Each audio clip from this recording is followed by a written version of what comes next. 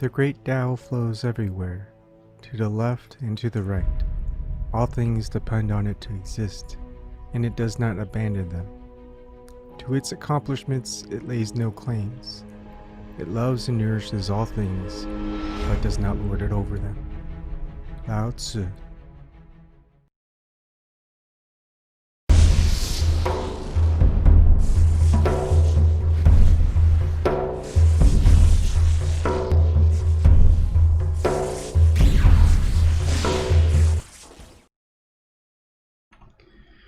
Good evening, everyone. How is everyone doing?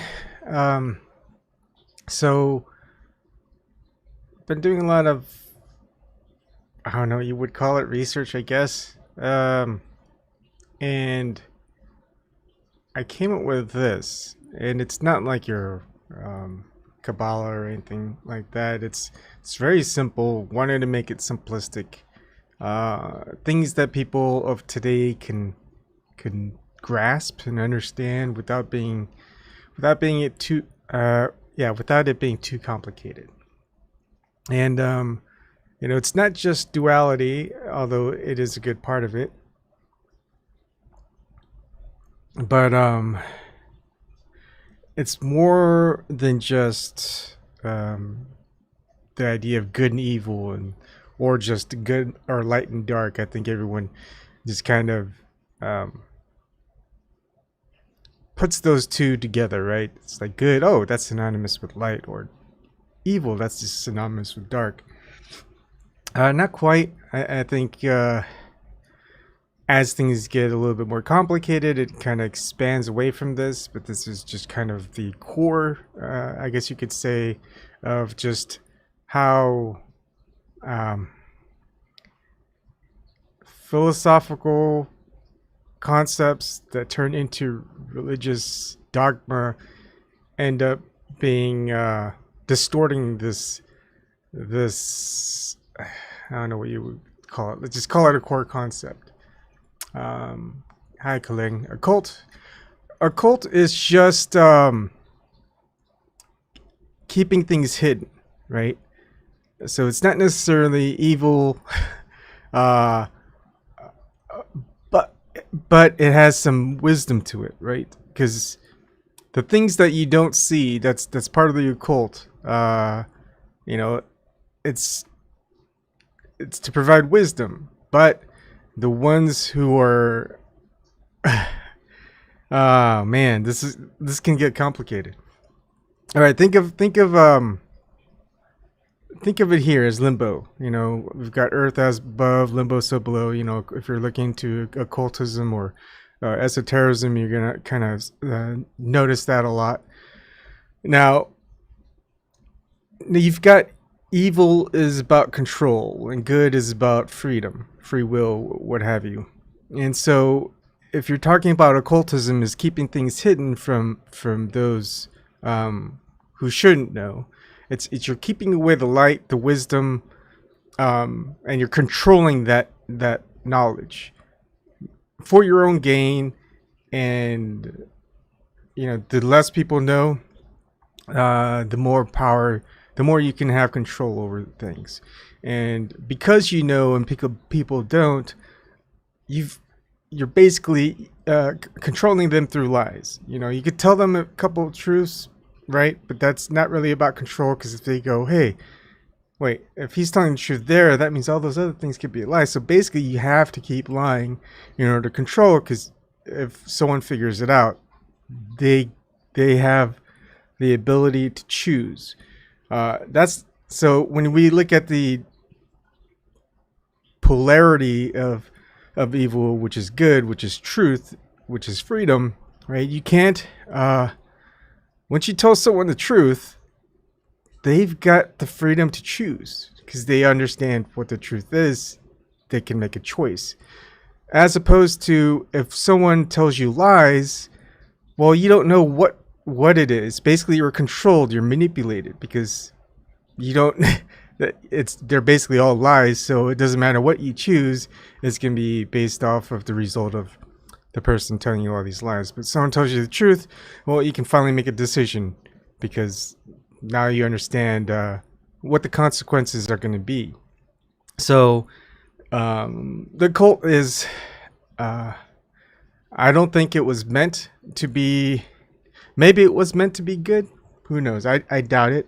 But it's meant to keep knowledge, the wisdom, divine knowledge, spiritual side of things away from just the masses or just people who you deem not worthy.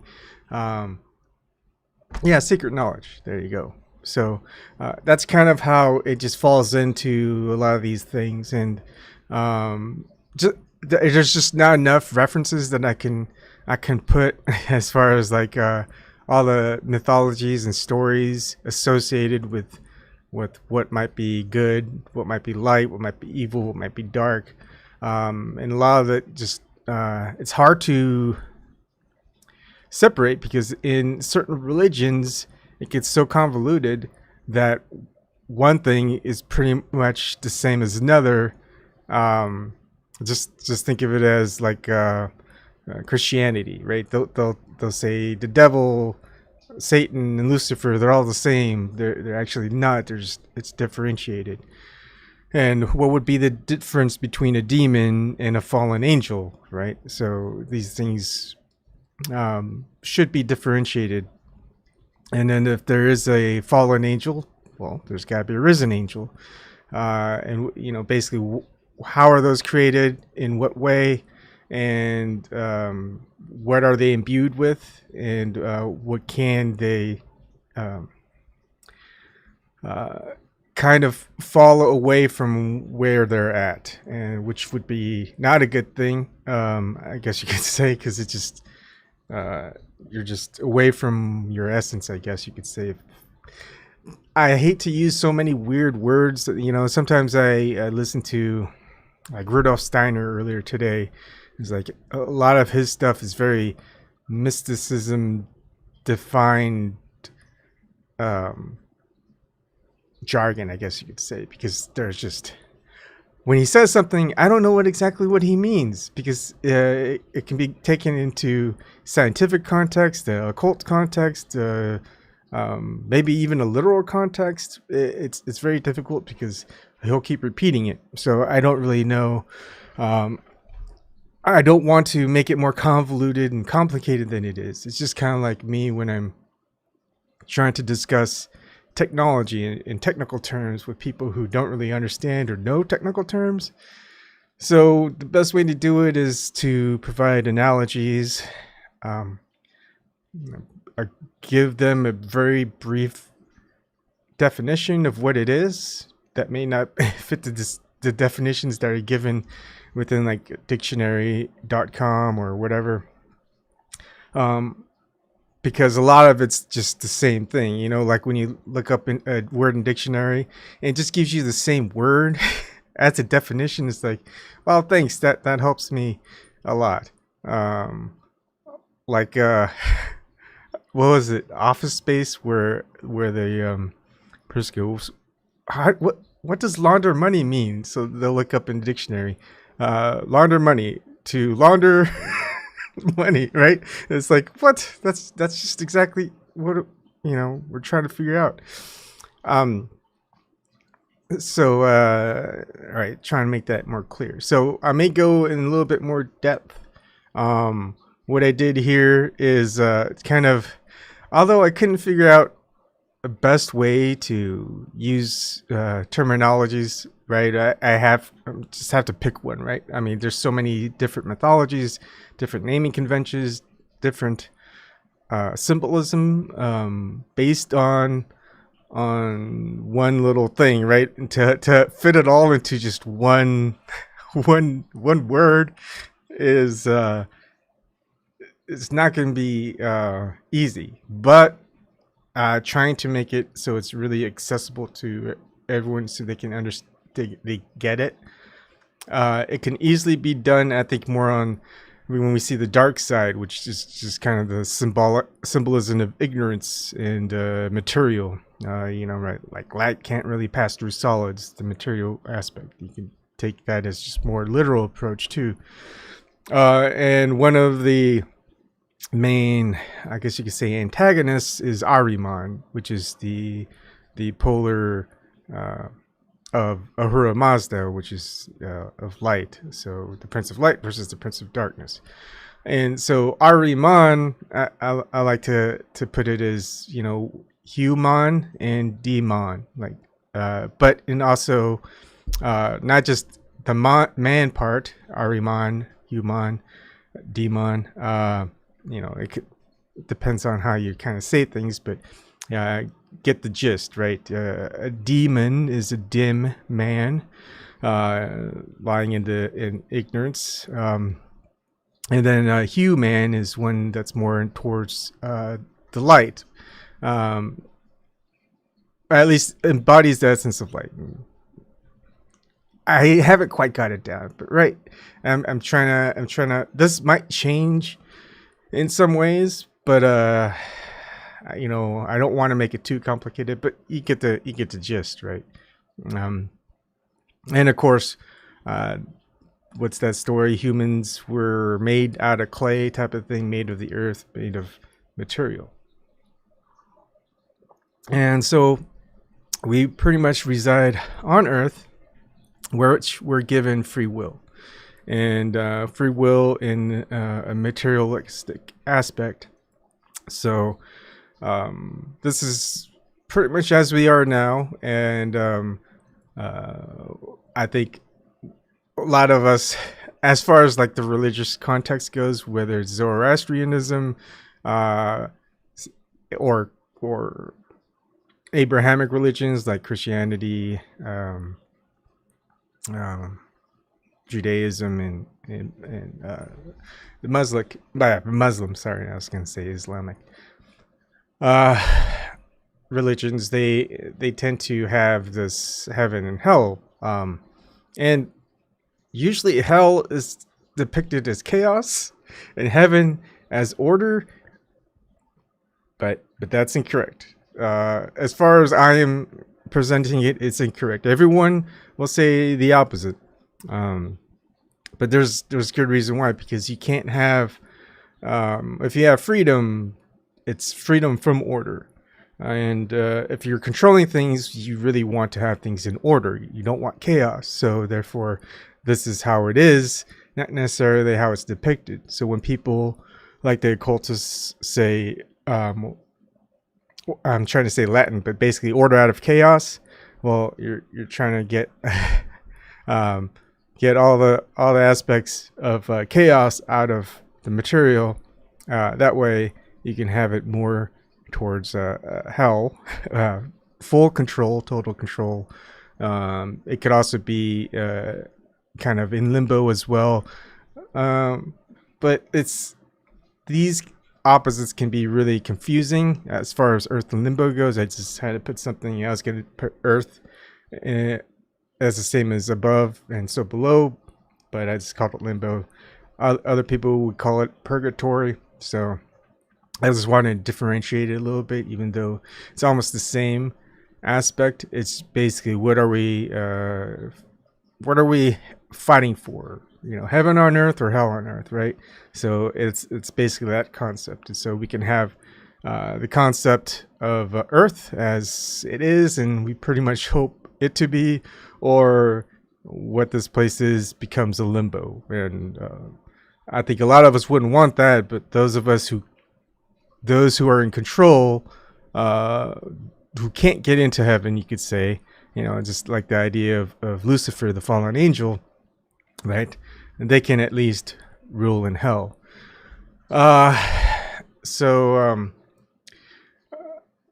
Risen angels is something like Sophia is. She was just she had to choose. You have to choose a side, pretty much.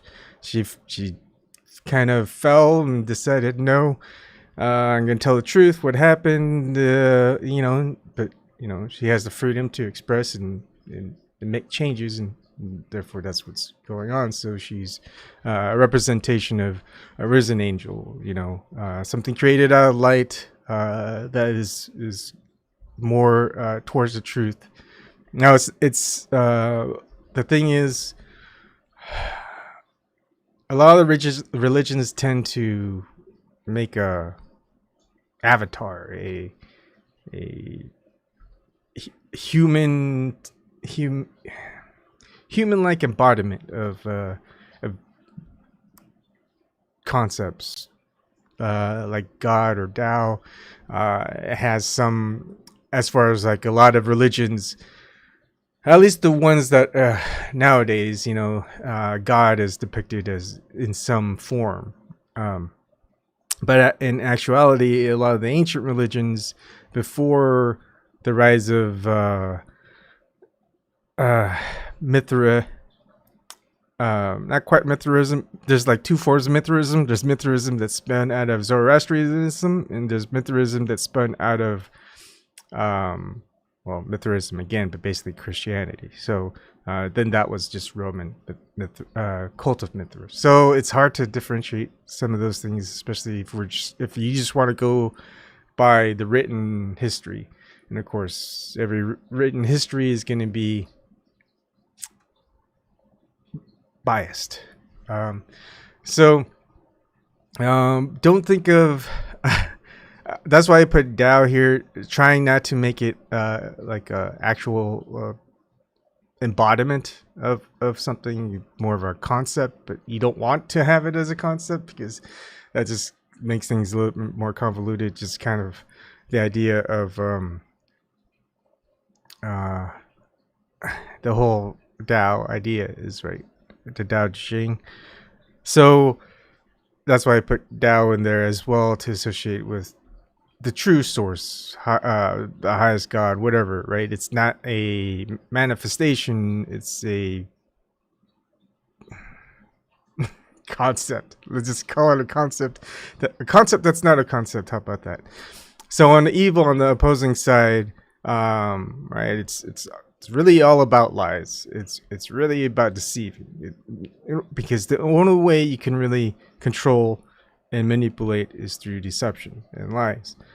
And the concept of that can be the devil, or I didn't really want to put Satan or Shaitan in there, because that can also be, it's so convoluted with the dark, that I just want to keep it simple.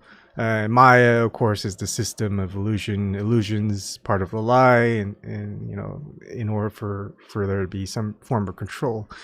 And as long as you can understand the whole concept of good and truth and freedom, and evil and lies and control, that's all you really need to know.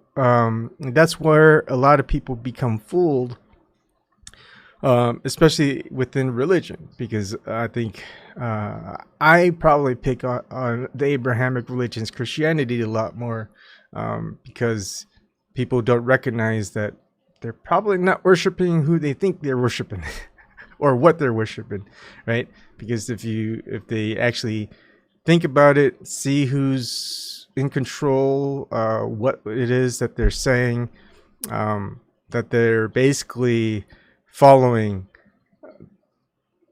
the god of lies, you could say, or the concept of, that's not a concept of lies, evil, because it's all about control, manipulation, and it keeps them pretty ignorant. They're in the dark, right? That's why they're very much associated, because it's like, hey, let's keep them in my hell, because that's where it's our domain. The bad people, you could say. So it's not really. Each side can have a right or a wrong.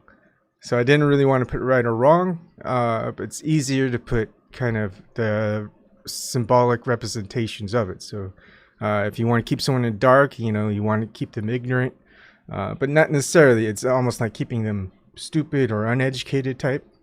But it's also not the case always, because they could, they could do a lot of studying.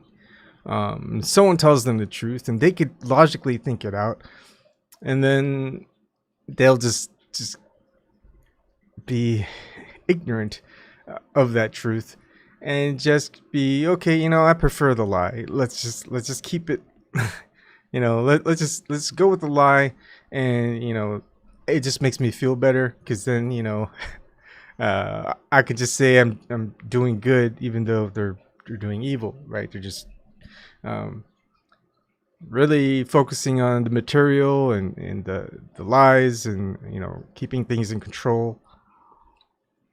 But again, the whole lie and control is an illusion, and what we want is not an illusion. Um, just like if you want to think of Gnosticism, we want to see the truth. We don't want to see the illusion. We think this is the illusion. This reality is an illusion, but we really want to know what the truth is. And so they want to get away from the darkness, the ignorance, and towards the light and the wisdom. And to do that, you have to go rather than external, internally, right? In Zoroastrianism, it's very much the same thing. The good, the truth is more towards light. It's like almost a worship of Ahura Mazda, but it's not quite like a worship as in the Abrahamic sense, but just appreciation and knowing that what the light and it does, and what's great is in the Lionish God, that was written by Ali Mirkavandi in Iran back in the mid 20th century. I just did a video on it. It's very much similar to Zoroastrianism and Gnosticism in quite a few ways, and it's what's interesting is Ahura Mazda is more of a non-existent, non-embodied being, right? Very much like good. The concept that's not a concept of good, like the Tao, but like it doesn't operate in the material world, just the spiritual kind of the heavens, whatever you want to call it, and it's really about free will. So it pretty much operates here. You can say that's its representation, but there is the opposing force, Ahriman, which operates in the material and is the lord of this world, is the ruler of the material world. Earth is part of it, and of course hell. And it's trying to get up into heaven, and of course it can't go there. It can as much as be in limbo, but it goes and tries to defeat Ahura Mazda, but fails. In Zoroastrianism, it's the same story as in the Irradiant by Ali Mirkavandi, and happens twice. The first time is like, well, that didn't quite work out. Second time he gets defeated badly. 1,000 years, he's kind of unconscious, and after the 1,000 years, he comes out, and it's similar to some other story, a very Gnostic story, I think, where or hell isn't really a fiery place. It's more of a cold place, and all the demons are trapped in. If you think of like the flat Earth, the Antarctic Circle, that's where Ahriman would probably reside for 1,000 years, and eventually, as far as my dream, that's not quite a dream. I had the ninth circle, ninth sphere gets broken. That means he's gonna be released. So the idea is when he gets released, there's a final battle finally against Ahriman and Ahura Mazda, and pretty much Ahriman is pretty much destroyed or gone forever. And that story is represented in, you could say, Revelations, you could say Gnosticism, the Apocalypse, or the Apocrypha of John, in Zoroastrianism, and what Ali Mirkavandi had, a lot of those, probably even in Hinduism. I got brushed up on the Hinduism, but the idea of it is, yes, there's just the final confrontation, light or good finally triumphs over darkness and evil, and but you can't really get rid of evil because free will, right? And this is what's great about this is it solves the question of good and evil. This entire thing, deism, Gnosticism, Zoroastrianism, a lot of that, it solves the problem. It's like, how did evil come into this world, type of thing. Well, can't have good without evil. And what is good? Well, if good is free will, it's freedom. It's the ability to have a choice, because we can only experience certain things with freedom. For example, I love, right? The concept of love is like, I want someone to love me for me, and well, if that person is your slave, or it's they were forced to marry you, and you're like, eventually he or she will love me. When that person doesn't have the freedom to choose to love you, is that really love? So you have to let that person freely choose, and within that freedom, they may love you, right? And therefore, that's actually love. And it's like, wow, that's great. There's a lot of bad things that could happen, or do happen, and with that, but at least you kind of get a good sense. So there's a lot of things that you cannot have without this freedom. But then within this freedom, there's a lot of things that occur that's horrible. But that's in the material realm, and that's where, if you think of it in Gnostic terms or Zoroastrian terms, it's only temporary until darkness is gone forever. So there's really no material realm. There's not going to be a hell. It's only going to be either at least heaven or limbo. And what happens in limbo is going to be more of who's going to want to stay behind until, right, they're given a choice to go either disappear and say, I don't like any of these places, I'm just done, or hey, it's not so bad, that you think. Of course, it's going to be almost the same as everything else, but your imagination, your freedom to imagine, your freedom to be, it's all there. So who knows what happens after that? This is as far as it went, as far as where we're at, where we could be, where we want to go, where we definitely don't want to go, type of thing. So deism. Now deism is interesting. It's convoluted, just like Mithraism and the cult of Mithra, just like occultism and esotericism. It's like, hey, what's the difference? Like, occultism is to hide, esotericism is what's not not widely known, I guess you could say. And, they kind of fit the same bill, just like good, light, and dark and evil. But deism in America, right, when we have like Thomas Jefferson, Thomas Paine, Bishop James Madison, and a lot of deists were very much about freedom. And they go, well, what about religion? It's like, because there are some deists that are very much against religion. It's even the Christian deists were very much against religion, but they didn't want to destroy other religions or prevent all of that, because they understood freedom plays a large part of what is good. So that's where we're at with the religious and the basically your freedom to choose who you want to worship, what you want to worship.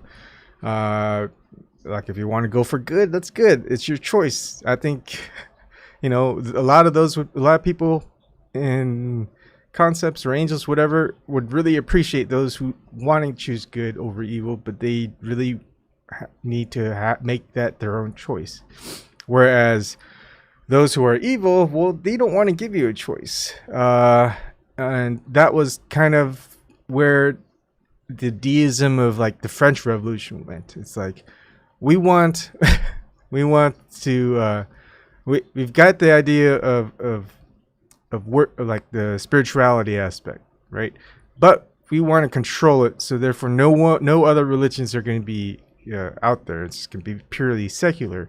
But the type of religion that we want to institute with secularism, whatever it is going to be what rules over others.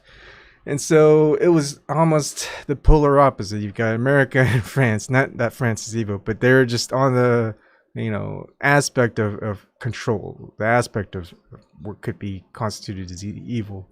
And a lot of people don't really like it, right? People who aren't in control aren't going to like those who are in control. But of course, they're going to be manipulated to like it, because that's how they get controlled. They're usually ignorant of what's going on because they don't understand either history or esotericism or other religions than theirs, or philosophy and all this other stuff. They're just whatever. They just watch like mainstream news and things like that, and they go, that's all I need to know. So I just thought that was a just kind of a fun thing that you can kind of see, as far as how just one thing, which is deism, which is, you can say, it's just the spiritual aspect. And what deism says is very much like Zoroastrianism, and Gnosticism in some sense, because basically the deity, God, whatever you want to say, that is light and or just good, whatever, is created, but just kind of left things as it is, right? And that constitutes basically freedom. It's like, well, basically it created everything and said you're free to do whatever you want, right? And just you can even get that idea from Aleister Crowley, the occultist, as above, so below. They do what you will, because if you don't, you're being controlled, and whatever you do isn't really legitimate. That term legitimate is a funny word, but that's the idea. Is if someone tells you to kill someone else, but you're being controlled into killing someone else, well, how that's probably a bad thing, but you also in being judged, like, well, you weren't really free to choose, so are you really, how can we judge whether it was a your act, right? But you did act. You thought you didn't have a choice, but you do have a choice, and so therefore that's where you can constitute as, no, that was an evil thing to do, right? You thought you really have a choice. You chose the darkness over light. You were ignorant of the choices that you had, the repercussions, as to, yeah, right, there's the opposite repercussions, but what are you going to choose? So I think it's the way I can say it is within, like, if there was a singularity, the oneness of things is kind of like the entire Greek, early Greek philosophers, from, I don't know if I should include Socrates, but maybe Plato onward, right? The concept of one becoming two and two becoming three, etc. In order for an aspect to just differentiate itself, it has to create a representation of itself, and usually the opposing representation of itself, so it can understand different aspects of itself, type of thing. So within the source separated good versus evil, well, one lies and one just tells the truth. And then within there, they so what emanated was, it was good, evil. And then within those, it they kind of had the same things. Like, well, all right, we created some darkness and some light, and one is like willfully understanding what is going on, one willfully disregarding what's going on. You could just turn off the light. You have the option to turn on the light, or your control this not to turn on the light, type of thing. Whatever it is, you're still in the dark. But what are you gonna do? Are you gonna try to find a light, see what's around you, or just stay where you are and wait, because that's just what you're told to do, type of thing. So a lot of the idea is, well, we're quite rebellious in nature. We have to be. That's what humans are, wherever we are here. But we're seeing a tendency to not be rebellious. It's like whoever's in an authority, the system of authority, which is pretty evil because they have to control, lie, and manipulate. And you're going to see that a lot. And you can't be ignorant of that, because if you actually do your due diligence, you understand that that's the modes of control.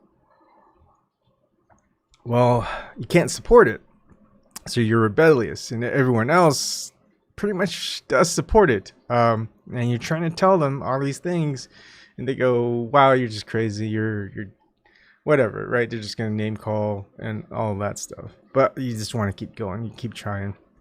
Eventually, things are gonna happen to you that you're not gonna like, and but you should have already made up your mind. You resigned yourself to the choice of, what's gonna happen, because you've chosen your side. In this place, you're against the opposing side, and man, it is not easy, because that's the whole thing. Is like, if we want to be free, we're going to be against, or those who want to control are going to be against those who want to be free. You got your slave masters, and a lot of religions tended to support slavery. One of the the things is that I forgot to mention, in Zoroastrianism and in Gnosticism, you've got the concept that darkness and evil will never defeat light and good. So what they do instead is to get the ones who have been created by good and light, which is humans and angels, and corrupt them and have them worship the darkness and the evil, rather than the good and the light. And basically, Gnosticism is kind of, I think, more of the realization of early Christians that Christianity is heading towards that, like that Ahriman or the devil is pretty much, hey, that's the religion of Ahriman and the devil. You guys gotta wake up. That's just think of who you're worshiping. Does it seem like a good deity? It's like, if that deity was a human instead, and that human did these things, you would probably persecute that human, but you allow it within that deity that you're worshiping. So that was the thing. And same thing with Irradiant, with Ali Medrakavandi and Zoroastrianism, is Ahriman finally understands through his ignorance that during the final battle, after the second battle, where he was just, it'd be like, getting knocked out by Mike Tyson second time, in the first round in like 15 seconds. Like, okay, you finally get it. You're not going to beat Mike Tyson, right? So what else are you going to do? Well, you're going to try to ruin his reputation or something like that. Maybe bad example, but that's the idea. Is like the Ahriman understands that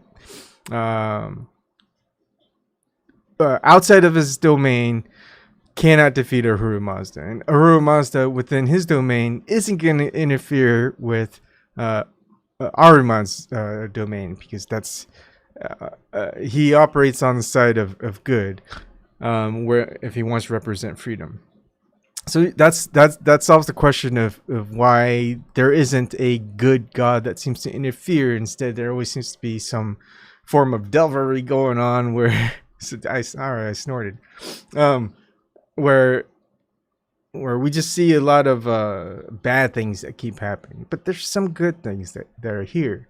And what happened, I mean, if you think of it as like the ancient Maya, right? The Mayans, even the Egyptians, right? They had a year, a solar calendar of 360 days. Basically, the idea that the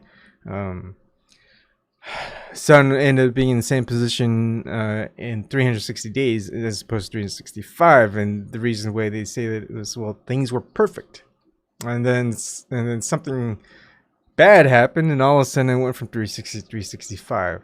So this is the same mythology as in the Egyptian mythology and the Mayan mythology, and of course they're worlds apart, you could say. And it's like, how would they have the same idea? And then after all these centuries, finally someone goes, if it's not 360 degrees, which is a complete symmetrical circle, and it's 365, well, it's an ellipsis, not a circle. Well, why did it take 1,600 plus or whatever years to figure that out? That should be easy enough. But of course, no one did. So, a lot of written history doesn't make sense, but that's because probably the one in charge of history, if you want to call that Ahriman, really is pretty much ignorant and doesn't really care. He goes, people aren't going to be too smart to figure that out. And if that's the case anyway, they're going to be so controlled, and we're going to have so many other people controlled that they just try to say anything or tell other people. They're just going to be labeled as crazy, or we'll just call them heathens or devil worshippers, whatever, right? It doesn't matter if they are or not, but that's what we'll just get other people to believe, because other people can easily be manipulated.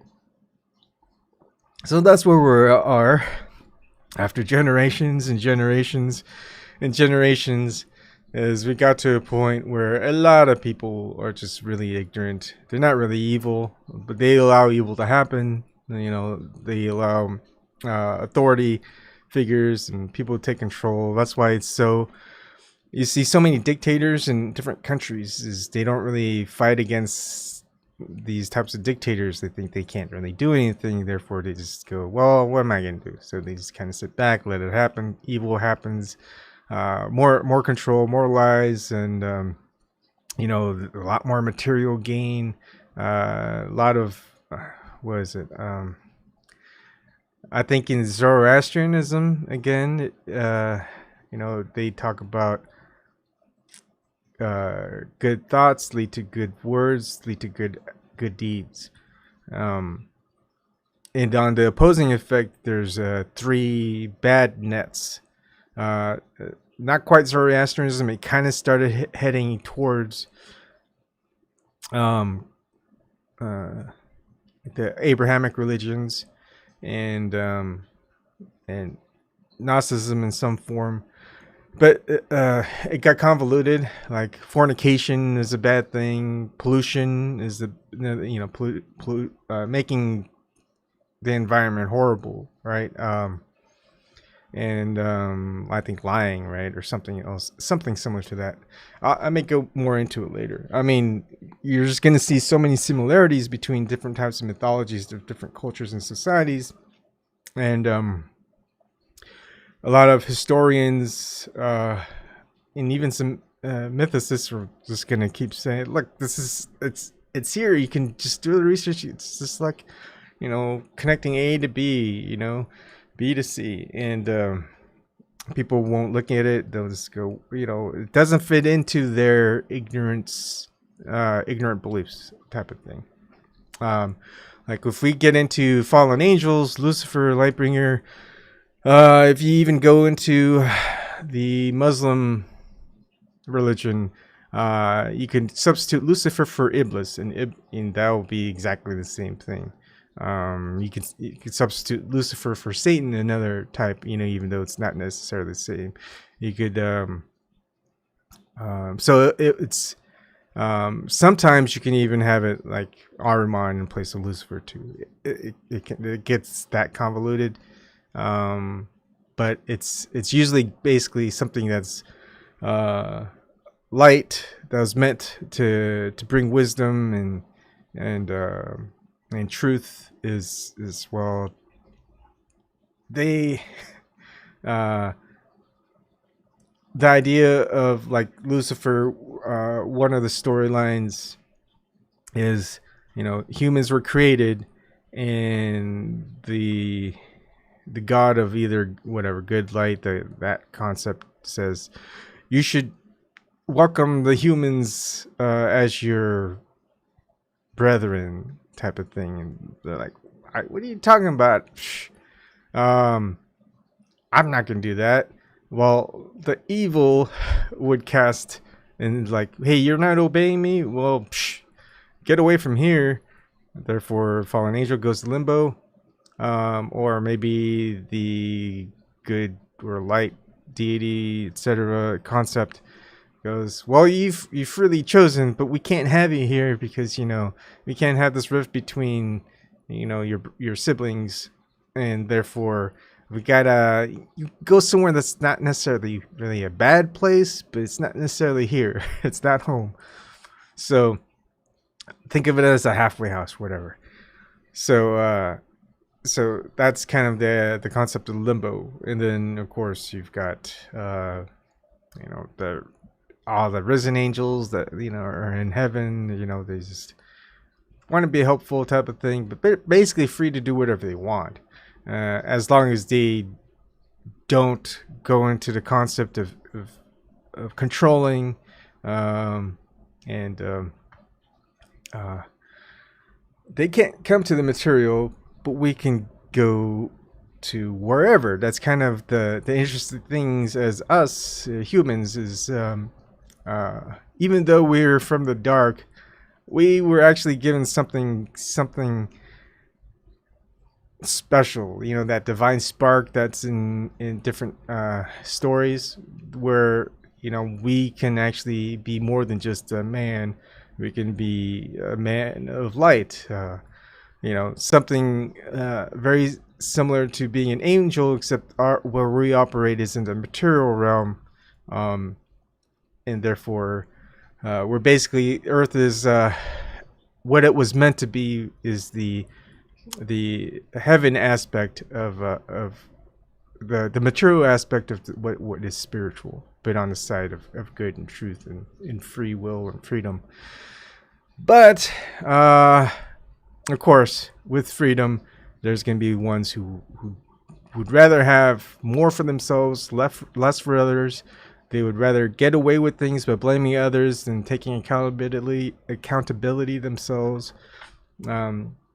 People who would frame others, or what's that thing where you want to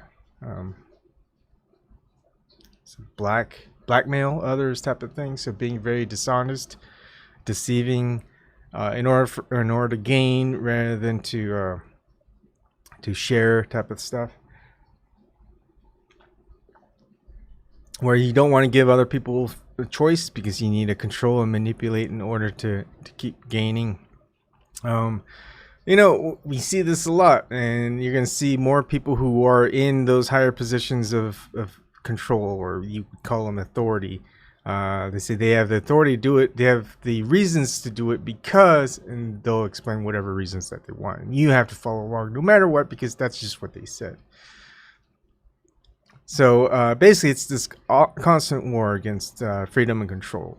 And in order to, and that's the thing is, well, it just seems like control is always going to win, because as long as they keep people ignorant, well, there's no one that's going to stop them. Well, there's still people, no matter what, who put freedom above all things, because that is the ultimate good. That's the ultimate truth that you can have.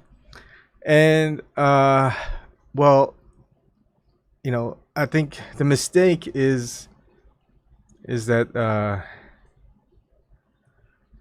that when we die we're just gonna go into like hell or heaven. That's not quite so true. Is what happens is we're just kind of stuck in limbo, and the concept of reincarnation occurs until we realize, you know, we can't go into either or because we are not of that.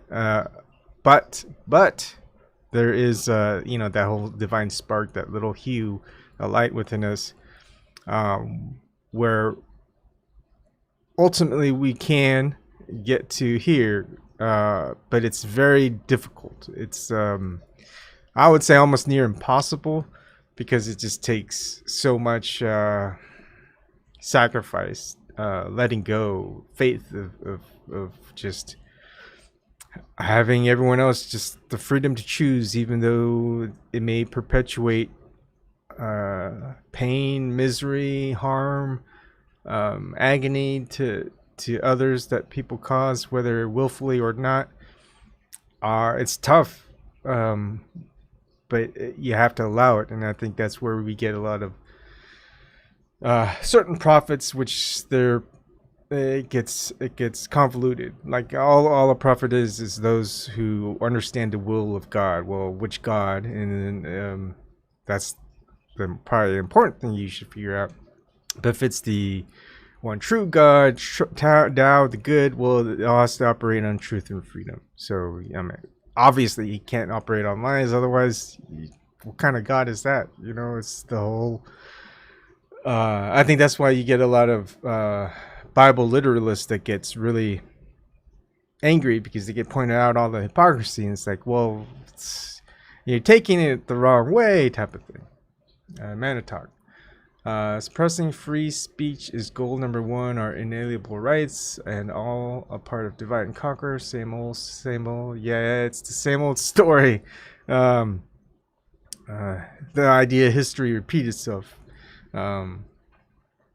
It's all there. I mean, it's just that has been the struggle since the beginning. You know, freedom and freedom from control. Or control and freedom from control, right? It's just, that's it. I mean, that's where everyone strives to be free. And once you're free, sometimes, well, you end up becoming not so good, and you just limit the freedom of others in order to gain more. And, you know, we see as far as this earth, more as having just material things, not necessarily knowledge or wisdom. And we see if we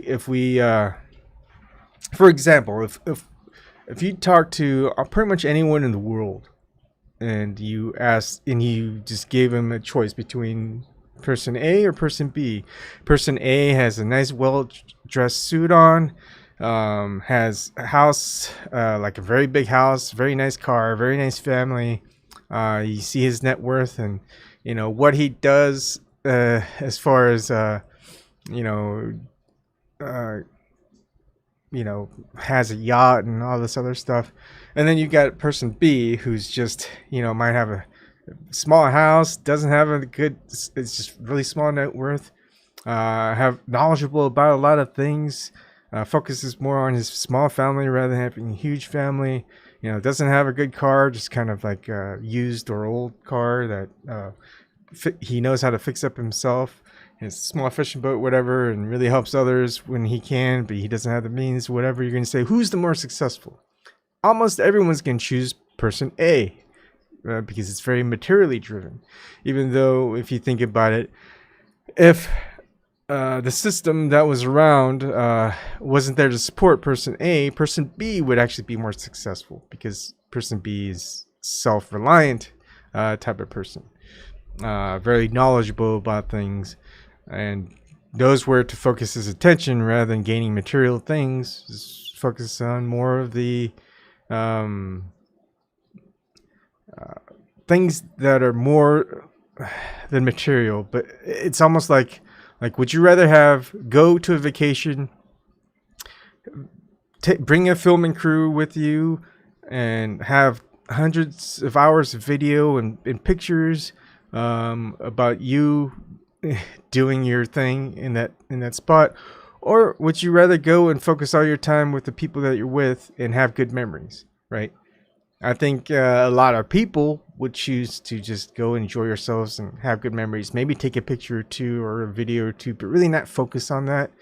As opposed, and you get the idea of, well, that's kind of like a very egocentric person who just wants to take pictures and show how happy he is and that he's doing this to just people on Instagram and whatever, basically millions of people who really don't know that person or care too much, as opposed to just really focusing on the few that he or she can spend time with. So I would, that choice is yours. That's the beauty of it. But then if that choice isn't given to you, well, you're not going to like it, because it's like, hey, I don't want to be some rich motherfucker, that type of thing, right? I don't want to just focus on making money, buying a bigger house, buying an extra car or two, saving money to send the kids to college so they could do the same thing. And basically you send your kids to daycare 24/7 almost, as a school, right? You barely hang out with your kids because you tell them to study. You don't really play with them all too much. They have a basically babysitter or nanny and stuff like that. It's basically you're just like a guardian. You just let them do their own thing. Don't have be really a part of their lives. You just kind of provide for them, and that's it. So it's like, no, I don't want to be that type of person. I don't want my kids to have that type of family environment. Hey, Independent Outside, a long time no see. So the problem is I think there's multiple problems, but it's just every side of control, the evil side, you could say, whether it's religion, whether it's government, whether it's banking system, pharmaceuticals, it could even be science, because science, people in general have a tendency to lie. Even corporations, right? Who was that? There's a woman who's like in her 20s, right? They fooled the pharmaceutical industry and a whole bunch of huge, big corporations into spending a lot of money on them. And their concept was like having injectables that are regulated, self-regulating and automated, and it can figure itself out of how much it needs for your body to take. And she basically lied, right? She goes and she fabricated the results, the scientific results of the research study that she was doing. So all of that was faked, and hundreds of $1 million were spent. And she talked to this slow, deep voice and never blinked, and that was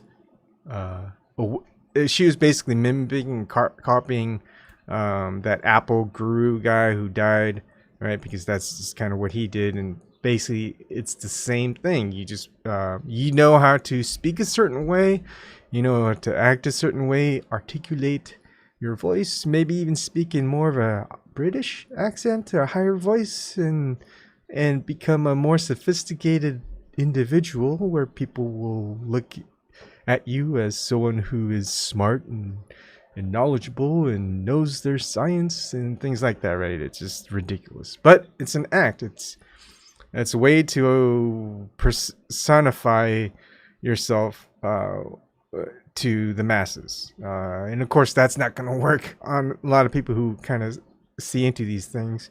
And it's like, hey, like I knew a person, I said this story before. She was a realtor. She's Iranian descent, Persian, and she's in her everyday English accent. It's just like how I'm talking. It's very just American. When she works, and she talks on the phone to people who are looking to buy a house. She starts talking in a British voice. I don't know how to do a British accent, but it's there. Is because she understood that she can be more posh and be one of the real estate agents that really operates in that type of environment. Because basically, I think they lived in the Bellevue area, right? Bellevue is very high, very people with a lot of wealth lived in Bellevue, Washington. And so, that probably wouldn't work if she was just selling houses that are like in the market for 70 grand or so in the suburbs, because probably what works better is just having a nice southern drawl type of thing, just be more down to earth. And so there's ways to manipulate, not necessarily really evil, but just manipulating using form of control. They're just not necessarily how they normally act. That's not who they are. So all these little things, these little white lies types of stuff, not necessarily harmful, but not necessarily telling the truth. So, you're in that fine line. But I think, it's getting to that weird point. I don't know how we got here. I don't know. I think the ones who are in control figured out, you know what? We're just going to have control of it all. So it doesn't matter what people say. Like, look at me and my channel and just the amount of views. They still take my videos down. They still give me copyright strikes. There could only be certain narratives that I can talk about. Otherwise, it's hate speech or something, right? Like that, right? But that still doesn't stop me, because basically regardless of what the results are, I'm still gonna do it. They'd have to punish me a lot more severely than they are, and of course, in order they can't take down all my videos. My videos will exist in some form or another that's accessible. It's just gonna be more difficult to find, and they're finally realizing this and go, well, that's why you got the whole idea of shadow banning. And so you're never going to see my videos. I could probably do a test. I just need multiple accounts, but you'd never see my videos recommended to pretty much anyone else who doesn't really like my videos, I guess, or subscribe to me. It's not like you watch something and go, oh, here's Ebon. Here, we'll recommend you a video by Ebon, even though you're not subscribed and you've never really watched. It's it's not gonna, they're not gonna operate that way, because they would rather have you start watching someone who has a lot more views, content that's something that they really don't care if they discuss or not, but certain topics they need to have a handle on themselves. It's just like when you want to go ahead and ask someone a question who's in a form of authority or celebrity figure. It's like, who are you? I'm sorry, we don't have time for your question. We're just going to someone else. Usually pick that individual that asks that specific question.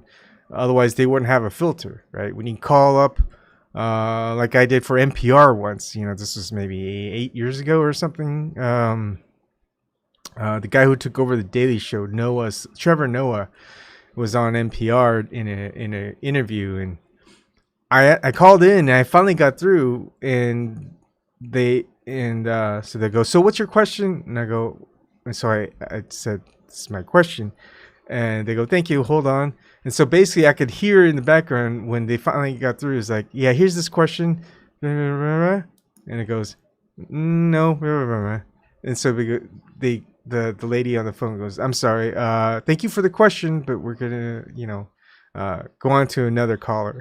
It's like, they didn't want to answer that question, right? Because there are certain things that they don't want people to know, or even have that question being asked and mulling it over.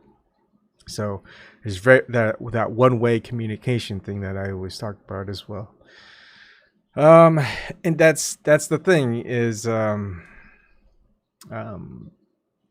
a lot of the things that are usually in this aspect is very, very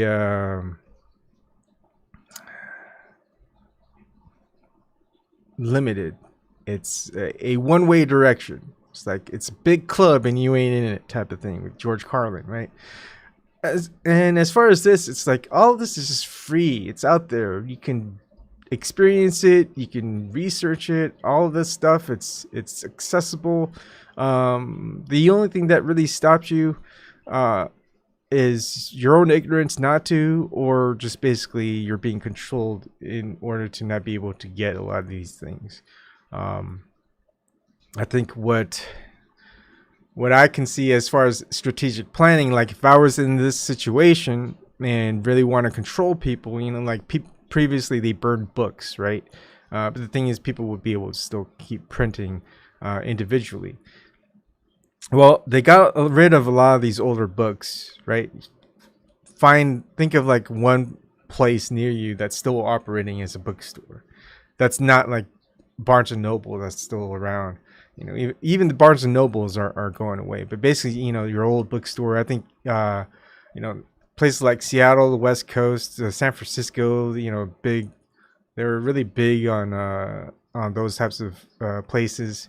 Very hipsterish places to go. Of course, now it's coffee shops. But basically, bookstores used to be the thing. But usually, but that would be as if you want to appear with have a certain perception. But basically, a lot of people who really wanted to study and really look into some of these, what people in different generations or certain people at a certain time were actually writing about that time period, that's different than what the mainstream historical records are saying.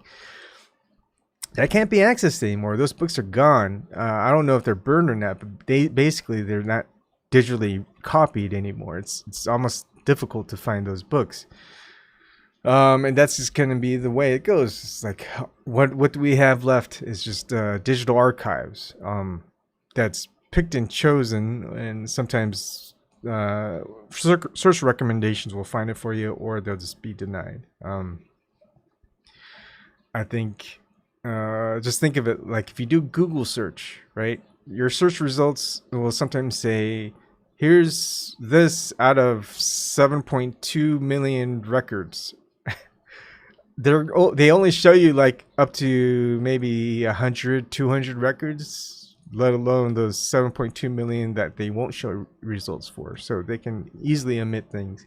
So we're easily getting to a point where we're just seeing all the stuff that we're hand fed to see, and things are being less free to access, more controlled. So I think people are kind of noticing that, and I think people are starting to just wake up and saying, well, what's the ultimate fight? What is going on? What do we really care about? And of course, they'll see that their freedoms are usually taken away because it's like, well, it's not like a big deal. What's the big deal of me being able to read maybe Mein Kampf? Mein Kampf is a bad example, or like Mark Twain books or something. Like Mark Twain was very controversial back then. Especially now, again, with cancel culture saying, well, he said the N-word back then, so we should ban or burn his books. It's like, that's in the context of the day. Even like certain presidents use those words. We can't really, you're not gonna get rid of all their stuff. So, and of course, all that cancel culture is pretty much perpetuated to control and manipulate people. So just another form. So this information age, disinformation age, what comes next? Well, what's interesting as far as mythological stories, again, with Gnosticism and Zoroastrianism, is that Ahriman or Satan or even Lucifer, who operates down there, knows what's going to happen. It's even with full control, they can kind of foretell the future and what the results are, and they're trying whatever they can to prevent it and control everything. And of course, the good and light, they go, well, it's going to be chaos. You're never going to figure it out, right? But they know for sure, like, certain things aren't going to happen. But they're also imbued with it. It's like, maybe not Ahriman, not Yada, but the alternative term for Ahriman in Gnosticism. But it's they eventually understand they're not really ignorant anymore. They're born from ignorance, but they figure things out and they go, well, we're going to utilize that knowledge, that wisdom, and we're going to control people with it, because they can't win. Since they can't win, well, what do? You prevent others from winning. Right? If you're that bastard type of individual, maybe bastard's not the right term, asshole type individual, you're like, well, I'm not gonna win, but I'm gonna be sure as hell that you're not gonna win either, type of thing, right? Because there's nothing, if they can't do that, well, they're gonna prevent others from doing it. So that's just kind of where we're at, and it's like, well, how do we deal with that type of stuff? It's like, this is like it's like, what can we do? How can we operate within the sphere of freedom, and give them that same choice when they don't provide the same thing to us? Is that something that we can actually fight, have a war with, and still be okay with it? I mean, it's just like, how far do you go of giving up freedom itself in order to be more free? Right? It doesn't make sense, but it starts being very convoluted and hypocritical, and that's where you don't want to go. So it's like, what's the solution? Are we limited now to what we can do just because we've they figured it out? They know all that they need to do, and therefore there's nothing we can do to stop it, and so we're in an impasse.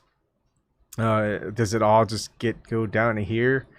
Right? And so we had to constantly think of new things to do. Even Americans, they don't ever want a revolution on their hands. They're like, no revolution, no, we don't want people dying, even though people are dying slow deaths for centuries in some form of social enslavement, not necessarily physical enslavement.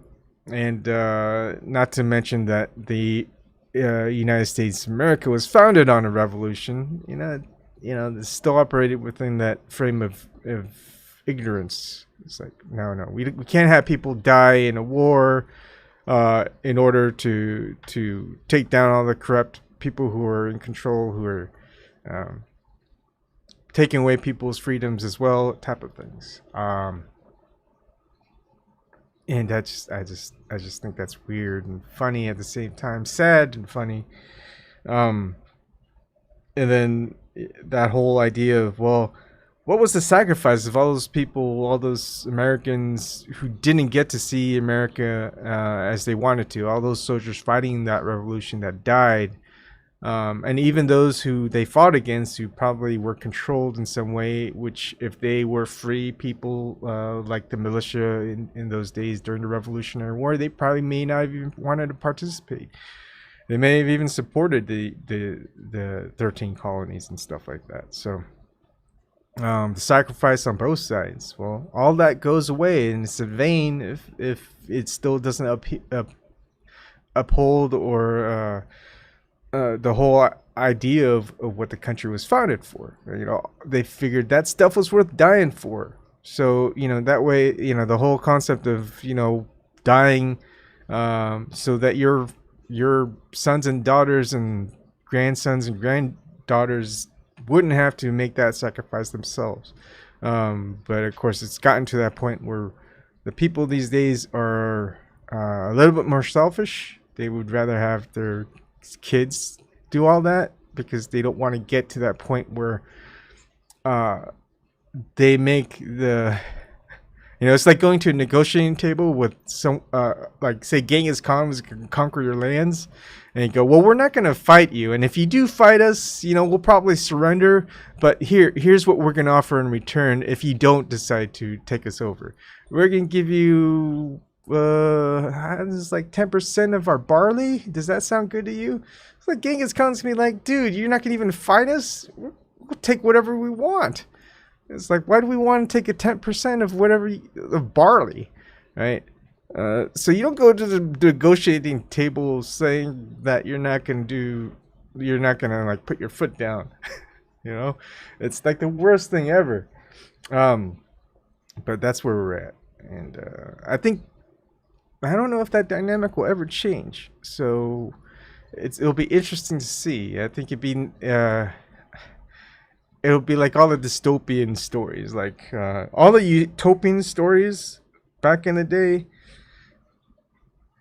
We're nowhere close to that. All the dystopian stories that we've heard back in the day, like 1984, Brave New World, and even a whole bunch of other things, like was it the Tale of Two Cities and uh oh the author Philip K. Dick, he wrote a story that's very Gnostic, that was very similar to the Zoroastrian story, and of course typical Gnosticism, and that's based off his was it pink beams of divine wisdom. I need to go more into that. I think I'll probably do some sort of talk related to that, or some research, and just kind of piece everything down for people as far as this diagram I'm showing, just so people can understand where I'm coming from rather than just hearing me just babble. I mean, what's great about this is just if I showed this and had a conversation like CG Dolan or someone like that, and he'll understand. He goes, "Yeah, I can see that. Maybe I wouldn't put it there. You know, why did you put that there?" Type of thing, and maybe like different names. Like it was like, "Oh, do you know that? Like rather than Ahura Mazda, you can probably put in someone else's name. This name from maybe the Egyptian deity or something else like that. Like, you know, that's interchangeable because this is the same story told in different cultures, different time periods, about the same thing that they say is occurring, and they've all pretty much been wiped out, almost all of them. Like Zoroastrians, there's only like 250,000 in the world. That's what the last count was. Gnosticism, and you know, Zoroastrian has probably changed a lot over like the last 2 centuries. Gnosticism is kind of having like a new upbringing, but it's not the same Gnosticism as in the past. It's almost kind of new agey in some ways, and so you've got a lot of these old myths that are trying to warn people about what's actually happening, and that the religions that are in control or attempting to take control are turning things upside down. You're not worshiping good in the light, you're actually worshiping evil in the dark. You're making all these things that are horrible into things that you support, and all the things that you should support is being something as horrible. You know, everything's just kind of upside down, topsy-turvy. And well, what happened to them? Well, all those people who warned of these things, you know, they're gone. They got shut down. We see this repeatedly happen. And it's like, well, if we actually operated on truth and freedom, and you know, the getting people not to be ignorant, but to be wise, and not focus on material things, but you know, things that they can enjoy, because they can't. There's only a certain level of enjoyment you can have with the material, you know. Whereas other than material, it's like, wow, just, you know, you're just happier, more fulfilled. You don't have to worry about all this upkeep and security and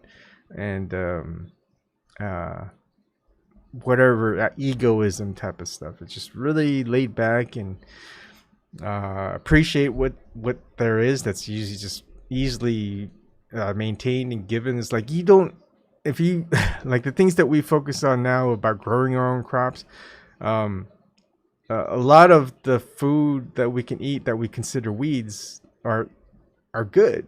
A lot of people, a lot of these plants that we call ornamental nowadays have a lot of great uses, but they're just seen as ornamental things, and also illegal to eat or use like as psychedelics, right?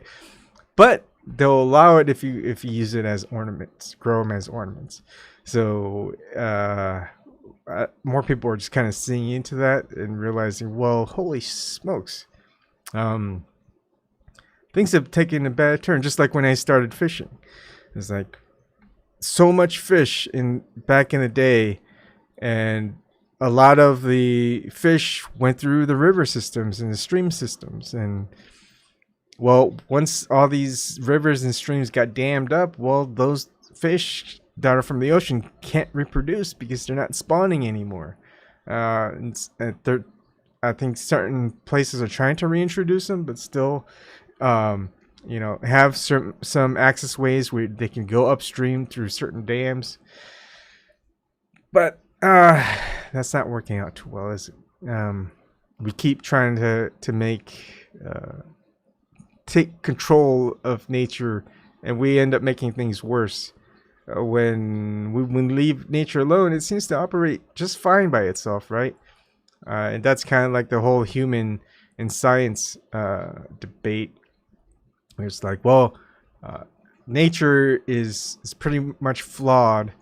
That's usually like the very Abrahamic approach, that nature is flawed, and that humans are here to make it better by, except that's never been the case ever. You would think science at one point would be get things that are more efficient and better than nature does, but it doesn't seem to ever work out that way. I'm saying a lot, so I think that's it. Thank you for joining me. Great to see a lot of old faces. Not that you guys are old. You guys are old just like me. You know what I mean. All right.